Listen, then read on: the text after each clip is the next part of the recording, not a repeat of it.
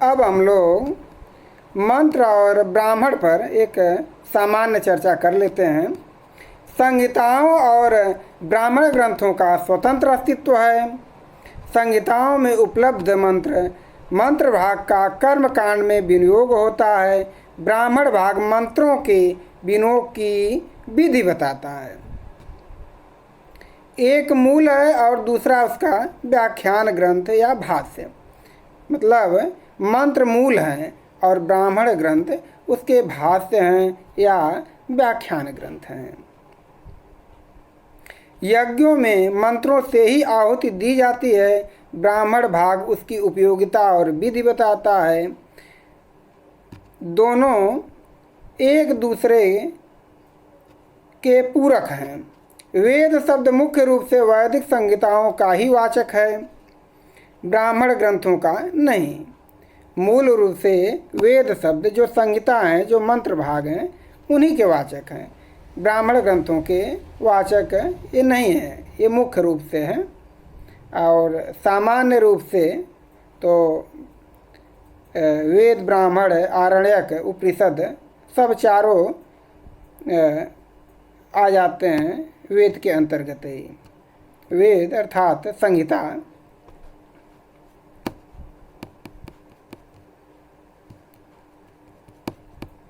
वैदिक वाङ्मय या वैदिक साहित्य में ब्राह्मण, आरण्यक और उपनिषदों का भी समावेश है। वेद शब्द का गौण अर्थ वैदिक साहित्य लेने पर ब्राह्मण ग्रंथों को भी वेद कहा जा सकता है। इसी गौण अर्थ को लेते हुए मंत्र ब्राह्मणयोर वेद नाम ध्येयम आपस्तंभ सूत्र में आया है। अर्थात मंत्र संहिता ग्रंथ और ब्राह्मण ग्रंथों को वेद कहते हैं। यह उक्ति प्रचलित हुई है। यही भाव आपस्तंभ स्रौत सूत्र, बौधायन स्रौत सूत्र, कौशिक स्रौत सूत्र, तंत्र वार्तिक, सांकर भाष्य वेदांत दर्शन के आदि में भी प्रकट किया गया है। मंत्रों और ब्राह्मणों में वस्तुतः मौलिक भेद है, जैसे भाव भेद, रचना भेद, विषय भेद और प्रक्रिया भेद। अतएव वास्तविक दृष्टि से ब्राह्मणों को वेद कहना अनुपयुक्त है। गौण अर्थ में ही वेद में उनका समावेश संभव है। अब हम लोग संहिता और ब्राह्मणों का विषय भेद पर एक सामान्य चर्चा कर लेते हैं। संहिता ग्रंथों और ब्राह्मण ग्रंथों के स्वरूप में तथा विषयों में अत्यंत पृथकता है। इसे संक्षेप में इस प्रकार देखते हैं। स्वरूप की दृष्टि से संहिता ग्रंथ अधिकांश छंदोबद्ध हैं। यजुर्वेद और अथर्ववेद के कुछ अंश गद्यात्मक हैं, किंतु ब्राह्मण ग्रंथ सर्वदा गद्यात्मक हैं।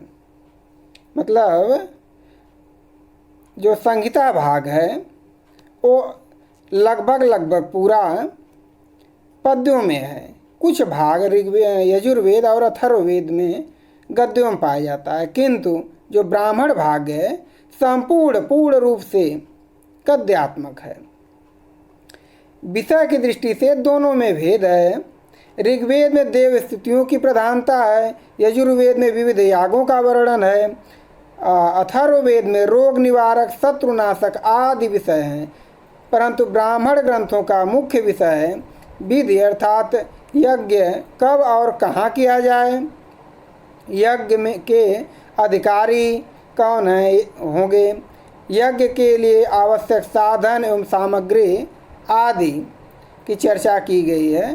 संहिता ग्रंथ स्तुति प्रधान है तो ब्राह्मण ग्रंथ विधि प्रधान। अब अगला देखते हैं। भाव और भाषा की दृष्टि से दोनों में भेद है।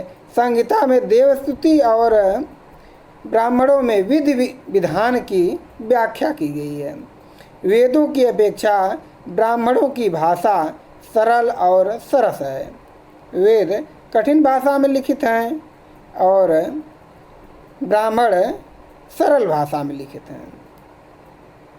शब्द रूपों और धातु रूपों की विविधता कम हो गई है। समास आदि का प्रयोग बहुत कम हो गया है ब्राह्मण ग्रंथों में।